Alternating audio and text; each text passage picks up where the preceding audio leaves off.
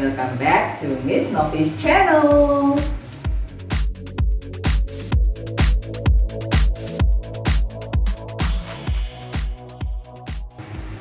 Nah, di video kali ini Miss Novi mau mengajak kalian untuk belajar tentang konsep sentence atau kalimat. Nah, sebenarnya apa dan bagaimana kalimat atau sentence itu? Kita lihat pembahasannya berikut ini. Baik, untuk mengetahui apa dan bagaimana sebuah kalimat itu, ada 3 hal yang bisa kita pelajari. Yang pertama, kita akan mempelajari tentang definisi dari sentence atau kalimat. Selanjutnya, kita akan belajar tentang syarat-syarat supaya kalimat itu, sebuah kalimat, dianggap sebagai kalimat yang baik dan benar. Kemudian selanjutnya yang ketiga, saya akan memberikan contoh-contoh kalimat yang benar. Begitu teman-teman, kita simak pembahasannya satu persatu. Yuk. Baik teman-teman, apakah sudah siap belajar? Nah, sekarang untuk yang pertama, kita akan mempelajari tentang definisi dari sentence atau kalimat. Nah, untuk definisi sentence atau kalimat secara sederhana, itu terdiri dari 3 bagian ini. Ya, jadi secara sederhana, sentence itu bisa dimaknai sebagai a group of words atau sekumpulan kata. Nah, sekumpulan kata berarti ada lebih dari 1 kata di dalam sebuah kalimat, gitu ya. Yang selanjutnya, kalimat itu minimal harus memiliki 1 subjek dan 1 verb, ya. Minimum 1 subject and 1 verb. Atau kalau di bahasa Indonesia minimal ada 1 subjek dan 1 predikat, gitu. Nah, ada pula yang memaknai kalimat itu dari sisi mechanics of writing-nya atau tata cara penulisannya. Ya, jadi kalimat itu adalah sekumpulan kata yang diawali dengan huruf kapital dan diakhiri dengan titik. Seperti itu teman-teman, definisi singkat tentang sentence atau kalimat. Sampai sini, apakah sudah paham? Nah, tadi kita sudah belajar tentang definisi kalimat. Nah, sekarang waktunya kita mempelajari hal yang kedua, yaitu terkait syarat suatu kalimat disebut sebagai kalimat yang benar, gitu ya. Jadi kalimat yang benar itu kalimat yang seperti apa sih? At least ada 2 syarat ya teman-teman. Yang pertama, kalimat itu harus benar secara struktur. Tadi kita sudah belajar bahwa di dalam suatu kalimat itu minimal harus punya 1 subjek dan 1 verb atau 1 subjek dan 1 predikat, maka itu harus dipenuhi di dalam suatu kalimat. Nah, ada subjek dan ada verba saja tidak cukup untuk menyatakan bahwa suatu kalimat itu benar. Selain secara struktur dinyatakan benar, suatu kalimat juga harus berterima secara makna atau maknanya logis dan bisa dipahami. Begitu ya teman-teman. Nah teman-teman, tadi kita sudah belajar tentang definisi kalimat dan juga syarat-syarat yang harus dipenuhi oleh suatu kalimat agar dinyatakan sebagai kalimat yang benar, begitu ya. Nah, sekarang kita lihat yuk contohnya. Nah, di sini saya punya 2 contoh kalimat, ya, ada kalimat 1 dan kalimat 2. Kalimat 1 saya beri warna hijau dan menandakan bahwa kalimat ini benar, begitu ya. Sedangkan kalimat kedua saya beri warna merah dan menandakan bahwa kalimat ini salah, begitu ya. Jadi teman-teman, kita baca yuk bersama-sama kalimat nomor 1, I study English. Ya, kalimat ini cukup sederhana dan mungkin Anda juga sudah sering mendengar kalimat ini.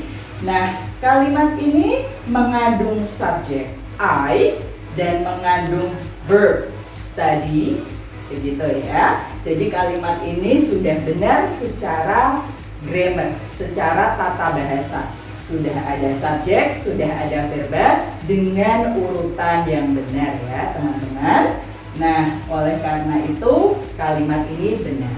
Ya, selain benar secara tata bahasa atau secara struktur, kalimat ini secara makna juga benar ya. I study English, atau kalau dalam bahasa Indonesia, saya belajar bahasa Inggris. Nah, maknanya mudah dipahami bukan? Nah, selanjutnya kita lihat kalimat yang kedua, study I English. Study I English. Oke, ya kita lihat di sini instead of diawali oleh subjek, kalimat ini diawali oleh verb, diawali oleh kata kerja study, kemudian baru subjek I. Nah, kalimat ini betul atau salah ya? Oke, kalau kita melihat pengertian sebelumnya ya, syarat kalimat itu punya subjek dan verba. Iya, ini punya subjek dan verba, tetapi posisinya tidak benar teman-teman ya. Harusnya subjek dulu di awal, baru verba. Begitu ya. Dan juga secara makna, study I English apabila diterjemahkan ke dalam bahasa Indonesia menjadi belajar saya bahasa Inggris. It doesn't make sense, right? Jadi ini contoh yang pertama. Selanjutnya akan ada contoh yang kedua. Tetap simak ya. Nah teman-teman, berikutnya saya masih punya contoh nih buat kalian ya. Saya punya contoh yang kedua dan di sini juga ada dua kalimat ya. Kita perhatikan bersama-sama kalimatnya. Kalimat yang pertama, Irfan watches the match. Dan kalimat yang kedua, the window watches the match. Nah, kalau kita perhatikan strukturnya, nah kita lihat ya, keduanya sudah memiliki subjek. Dan juga keduanya sudah memiliki verb ya. Tapi kenapa kalimat pertama saya beri warna hijau dan ya kalimat kedua saya beri warna merah ya? Karena kalimat yang kedua ini memang betul secara struktur, tetapi jika kita maknai maka maknanya menjadi agak tidak logis ya. Jadi the window watches the match. Jendela itu menonton pertandingan itu. Gitu. Padahal the window itu benda mati, bukan benda hidup. Ya, sedangkan Irfan watches the match. Irfan ini merupakan nama orang. Jadi orang itu bisa melihat pertandingan. Ya.